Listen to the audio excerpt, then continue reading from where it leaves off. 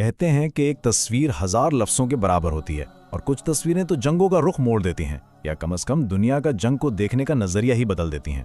آج کی یہ کہانی بھی ایک ایسی ہی فوٹوگرافر کی ہے، آنیا نیدرنگہاؤس، لیکن یہ صرف ان کی کھینچی ہوئی تصویروں کی کہانی نہیں بلکہ اس قیمت کی کہانی ہے جو انہوں نے ہر تصویر کے لیے چکائی۔ اور یہیں پر ایک عجیب، پریشان کر دینے والا سوال پیدا ہوتا ہے۔ آپ سوچیں، جس شخص کی ذمہ داری آپ کی حفاظت کرنا ہو وہی آپ کی جان لے لے۔ یہ صرف ایک حملہ نہیں تھا، یہ اعتماد کا قتل تھا، اور یہی وہ گتھی ہے جسے ہم آج سمجھنے کی کوشش کریں گے۔ تو چلتے ہیں اس دن اور اس جگہ پر جہاں یہ سب ہوا۔ تاریخ تھی 4 اپریل 2014 اور جگہ افغانستان کا صوبہ خوست۔ یہ دن انتخابات کی وجہ سے ایک امید کا دن سمجھا جا رہا تھا، لیکن آنیا کے لیے یہ اس کی زندگی کا آخری دن ثابت ہوا۔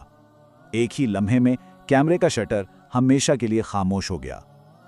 یہ الفاظ صرف افسوس نہیں ہے، یہ ایک بہت گہری حقیقت بیان کرتے ہیں۔ آنیا جیسے فوٹو جرنلسٹ دنیا کے لیے ان علاقوں میں آنکھوں کا کام کرتے ہیں جہاں عام طور پر کوئی نہیں پہنچ سکتا۔ ان کی موت کا مطلب ہے کہ سچائی کا ایک دریچہ بند ہو گیا اور دنیا جنگ کی حقیقت سے تھوڑی اور دور ہو گئی۔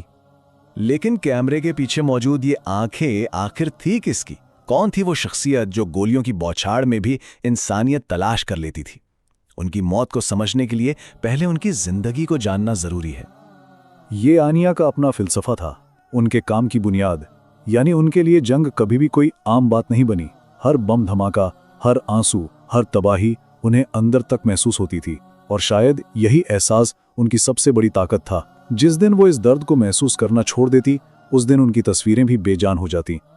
ان کے دوست اور ساتھ کام کرنے والے انہیں ایک ایسی انسان کے طور پر یاد کرتے ہیں جو زندگی سے بھرپور تھیں، جن کی ہنسی اور مثبت توانائی کسی بھی ماحول کو روشن کر دیتی تھیں۔ وہ بدترین حالات میں بھی زندگی کے چھوٹے چھوٹے خوبصورت لمحات ڈھونڈ لیتی تھیں۔ شاید یہی وجہ تھی کہ وہ ان کہانیوں کو دیکھ پاتی تھیں جو دوسروں کو نظر ہی نہیں آتی تھیں۔ یہ ان کے لیے صرف ایک نوکری نہیں تھی، یہ ان کا جنون تھا، ان کی زندگی کا مقصد تھا۔ وہ جانتی تھیں کہ یہ راستہ کتنا خطرناک ہے، لیکن اس کے باوجود وہ خود کو خوش قسمت سمجھتی تھیں کہ انہیں اپنی زندگی کا مقصد مل گیا تھا، اور وہ مقصد تھا جنگ کی ہولناکی میں انسانیت کی کہانیاں دنیا تک پہنچانا۔ تو چلیے اب بات کرتے ہیں ان کے کام کے اس جادو کی۔ آخر ان کا کیمرہ جنگ کو دوسروں سے الگ کیسے دکھاتا تھا؟ عام طور پر جب ہم جنگ کی تصویریں دیکھتے ہیں تو ان میں کیا ہوتا ہے؟ دھماکے، گولیاں، ایکشن میں فوجی۔ اسے بینگ بینگ جرنلزم کہتے ہیں۔ لیکن آنیا کا کینوس اس سے کہیں بڑا تھا۔ ان کا کیمرہ فوجیوں کے بوٹوں سے ہٹ کر اس بچے کے پاؤں پر فوکس کرتا تھا جو ملبے کے ڈھیر پر فٹ بال کھیل رہا تھا۔ وہ ہتھیاروں سے زیادہ انسانوں کے چہروں پر لکھے جذبات میں دلچسپی رکھتی تھیں۔ اور یہ بات ان کے اس جملے سے بالکل صاف ہو جاتی ہے۔ ان کی نظر جنگ کے ہتھیاروں پر نہیں بلکہ جنگ کے اثرات پر تھی۔ ان کے لیے ضروری نہیں تھا کہ کون سا ہتھیار استعمال ہو رہا ہے، بلکہ یہ اہم تھا کہ اس ہتھیار سے کس کی زندگی متاثر ہو رہی ہے۔ اور یہ بھی یاد رکھنا ضروری ہے کہ وہ ایک ایسے شعبے میں کام کر رہی تھیں جہاں زیادہ تر مرد ہوتے ہیں۔ ایک عورت ہونے کے ناطے انہوں نے جنگ کی وہ کہانیاں دکھائیں جو اکثر مردانہ نظروں سے چھپی رہ جاتی ہیں، جیسے گھروں کے اندر کا حال، ماؤں کا خوف اور بچوں کی وہ معصومیت جو جنگ کے شور میں کہیں کھو جاتی ہے۔ لیکن یہ انمول کہانیاں، ان کی ایک قیمت تھی۔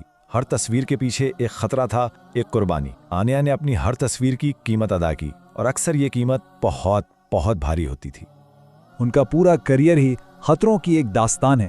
سراجیوو کی جنگ سے شروع ہونے والا یہ سفر پھر فلوجہ کی گلیوں تک پہنچا، جہاں ان کے کام کو جرنلزم کا سب سے بڑا ایوارڈ پولیٹزر پرائز ملا۔ کندھار میں تو وہ موت کے منہ سے واپس آئے۔ ہر مورچے نے ان پر اپنے نشان چھوڑے، جب تک کہ خوست میں آخری نشان نہیں لگ گیا۔ یہ ان کی ضد تھی، ان کا پختہ ارادہ تھا۔ زخمی ہونے کے بعد بھی انہوں نے پیچھے ہٹنے سے انکار کر دیا۔ وہ مانتی تھی کہ اگر وہ رک گئیں تو وہ کہانیاں کون بتائے گا جنہیں دنیا تک پہنچنا چاہیے۔ ان کا جسم زخمی تھا لیکن ان کا حوصلہ نہیں۔ وہ اس حقیقت کو اچھی طرح جانتی تھیں کہ انہوں نے جو راستہ چنا ہے اس کی وجہ سے وہ ایک نارمل زندگی نہیں گزار سکتی۔ خاندان، گھر، سکون، یہ سب کچھ انہوں نے اپنے کیمرے اور اپنے مقصد کے لیے قربان کر دیا تھا، کیونکہ ان کے نزدیک ان کا کام ان سب چیزوں سے کہیں بڑھ کر تھا۔ آنیا کی کہانی ان کی موت پر ہی ختم نہیں ہو جاتی، بلکہ ان کی موت کے بعد ایک اور الجھا ہوا سلسلہ شروع ہوا، انصاف کی تلاش کا سلسلہ، اور یہ اپنے آپ میں ایک الگ ہی المیہ ہے۔ ये इंसाफ के नाम पर एक अजीब तमाशा था। देखिए हुआ क्या, कातिल पकड़ा गया, उसे सजाए मौत सुनाई गई। लेकिन यहाँ कहानी में एक ट्विस्ट आता है। आनिया का अपना खानदान जो सजाए मौत के खिलाफ था, उन्होंने रहम की अपील की और उम्र कैद मांगी। लेकिन अंजाम क्या हुआ? सियासत ने इंसाफ को हरा दिया और कातिल को कैदियों के एक तबादले में आहिस्ता से रिहा कर दिया गया। और इससे भी परेशान करने वाली बात यह है कि तहकीकात में ये इशारा मिला कि ये सिर्फ एक शख्स का काम नहीं था, इसके पीछे एक अस्करियत पसंद नेटवर्क का हाथ हो सकता था। लेकिन इस पहलू की कभी ठीक से जांच पड़ताल ही नहीं की गई, और ये सवाल आज भी वहीं का वहीं है कि आनिया को क्यों और किसके कहने पर मारा गया। तो जब सियासी इंसाफ ही ना मिले तो फिर पीछे बचता क्या है? ये सवाल सिर्फ आनिया की कहानी का नहीं है, हम सब की दुनिया का सवाल है। जब अदालतें और हुकूमतें इंसाफ नहीं दे पाती तो किसी की जिंदगी की, किसी की कुर्बानी की क्या कदर रह जाती है? नहीं, सब कुछ बेमानी नहीं हो जाता। जब इंसाफ के इदारे खामोश हो जाते हैं तो फन बोलता है। आनिया की मिरास अदालत के फैसलों या सियासी सौदों की मोहताज नहीं, उसकी असल मिरास है उसकी खींची हुई वो हजारों तस्वीरें जो आज भी जंग के बीच इंसानियत की गवाही दे रही हैं।